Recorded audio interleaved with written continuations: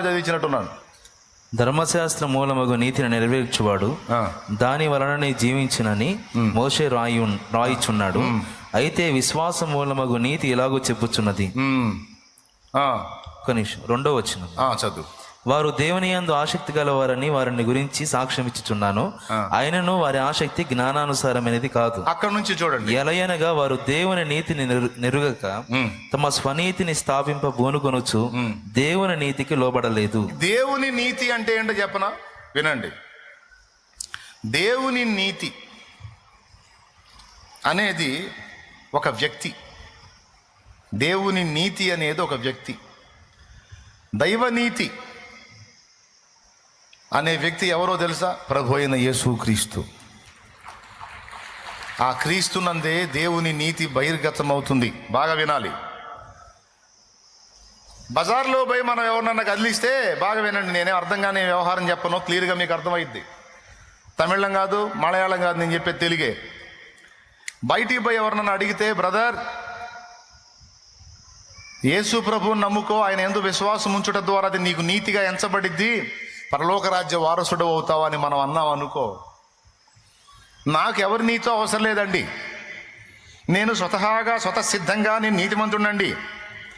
నేను ఎవరికి అన్యాయం చేయలేదండి, ఎవరికి అపకారం చేయలేదండి. నేను ఎంత నీతి గలవాడిని అంటేనండి, ఆకలి కొన్నవాని ముఖం చూడండి, బీదలకు నేను సాయం చేస్తానండి, దిక్కులేని వాళ్ళకి నేను తోడుగా ఉంటానండి, నేను అంత మంచి ఉండండి, ఇంత మంచి ఉండి, వాడి నీతి కార్యాలన్నీ కుప్పై తెస్తాడు. దీనికి యెషయా ఏం చెప్పాడంటే, మా నీతి క్రియలన్నీ మురికి గుడ్డలు అన్నాడు. మా నీతి క్రియలన్నీ మురికి గుడ్డలు అన్నాడు. అంటే అర్థమైంది, ఇప్పుడు నేను తెల్లని వస్త్రాలు వేసుకొని వచ్చా. ఈ తెల్లని వస్త్రాలు ఇట్లనే పెట్టుకొని మట్టిలో పెట్టి దొర్లాడాను అనుకో, ఆ మట్టి వస్త్రాలకి ఈ తెల్లని వస్త్రాలు నల్లగా అయిపోతాయి. మురికి పట్టినటువంటి వస్త్రాలు కలర్ చేంజ్ అవుతాయి. మా నీతి క్రియలన్నీ మురికి గుడ్డలు అని యెషయా ఎందుకు అన్నాడంటే, మేము నీతితో ఎంత పనులు చేస్తామో మేము చేసే పాపాలు కూడా అలానే ఉన్నాయి. మేము చేసే పాపముల వలన మా నీతి అపవిత్రమైపోయి మలినమైపోయి తెల్లని బట్టే కానీ మురికి అయిపోయింది.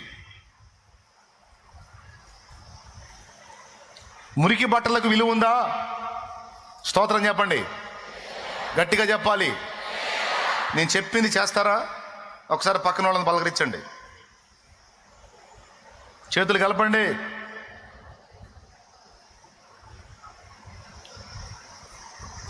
పెళ్లి కొడుకు పెళ్లి కూతురులాగా సిగ్గుపడవాకండి. చేతులు కలుపు. చూడు, పక్కన వాళ్ళని చూడు. బాగా వినాలి. ఎందుకు చెప్తున్నాను అర్థం చేసుకోండి. మ్యాటర్ సీరియస్, తేలిగ్గా తీసుకోవద్దు. నీతి రకరకాలు ఉంది, అందులో కొన్ని రకాల నీతులు చెప్పా, అవి పక్కన పెడితే దైవ నీతి ఏంటో చూస్తున్నాం. దైవనీతి క్రీస్తునందు బహిర్గతమైంది.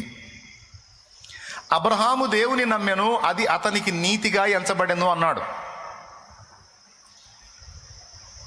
అబ్రహాము స్వతహాగా నీతిమంతుడు, నీతిపరుడు, నీతి ప్రవర్తన కలిగిన వాడని చెప్పలా. అబ్రహాము దేవుణ్ణి నమ్ముటయే అతనికి అది నీతి అన్నాడు. అంటే దేవుని యందు విశ్వాసం ఉంచడం ద్వారా దేవుడు అతనికి అది నీతిగా ఎంచాడు తప్ప, తన క్రియల వలన అబ్రహాము ఏది విశ్వాసమునకు వెలపట, విశ్వాసముతో కాకుండా విడిగానే తన క్రియల వలన నీతిమంతుడు అని చెప్పలా. విశ్వాసాన్ని బట్టి క్రియ చేసినందున అబ్రహాము నీతిమంతుడు. లోకస్తులు అంటారు, వాళ్ళు చేసే మంచి పనులన్నీ చెప్తారు. మనం మైకి ఇస్తే చాలు, వాడు ఎక్కడెక్కడ ఎవరెవరిని ఉద్ధరించాడో, ఎన్ని మంచి పనులు చేశాడో 100,000 చెప్తాడు ఆపకుండా. అదే మైకి ఇచ్చి ఎన్ని పాపాలు చేసావో చెప్పరా అంటే సౌండ్ ఉండదు. మీరు స్తోత్రం చెప్పండి, పెద్దగా చెప్పండి, యథార్థంగా ఒప్పుకోయా. ఒక 10 పాపాలు చెప్పు, నువ్వు చెప్పిన పాపాలంటే ఎవరు నా దగ్గర భలే పనేనే అంటాడు.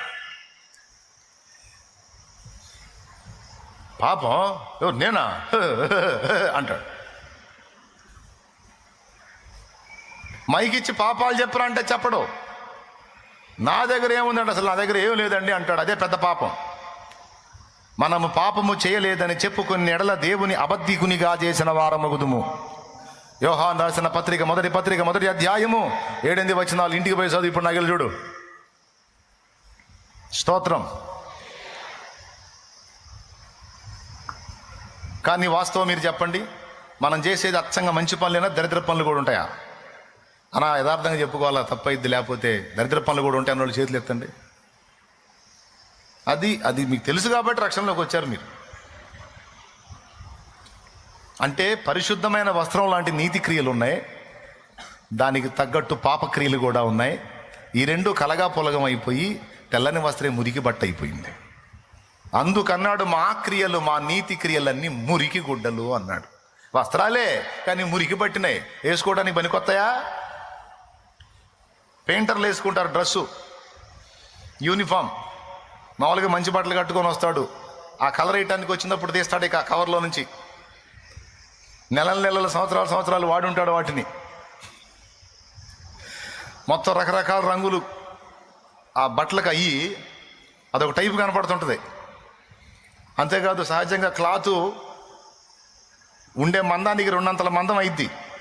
ఈ రంగులు పడి పడి పడి అట్టుంటాయి మన నీతి క్రియలు.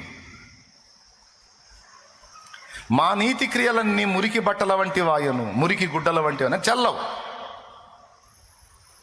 అందుకే అన్నాడు, ఒరే నేను అంత నీతిమంతుణ్ణి, ఇంత నీతిమంతుణ్ణి, నేను నీతిమంతుణ్ణి అని అధికముగా నీ నీతి మీద ఆధారపడొద్దురా, అది స్వనీతి అవుతుంది. మనుష్య నీతికి వేరుగా దేవుని నీతి బయలుపరచబడుతున్నది. అది ఎవరో కాదు, ప్రభు అయిన యేసుక్రీస్తు.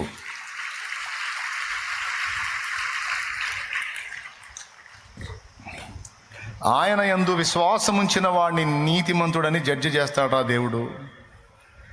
ఆయనను ఆశ్రయించని వాడు ఎంత నీతిమంతుడైనా ఆ నీతిని బట్టి రక్షణ పొందలేడరా. కాబట్టి నేను నీతిమంతుణ్ణి, అధిక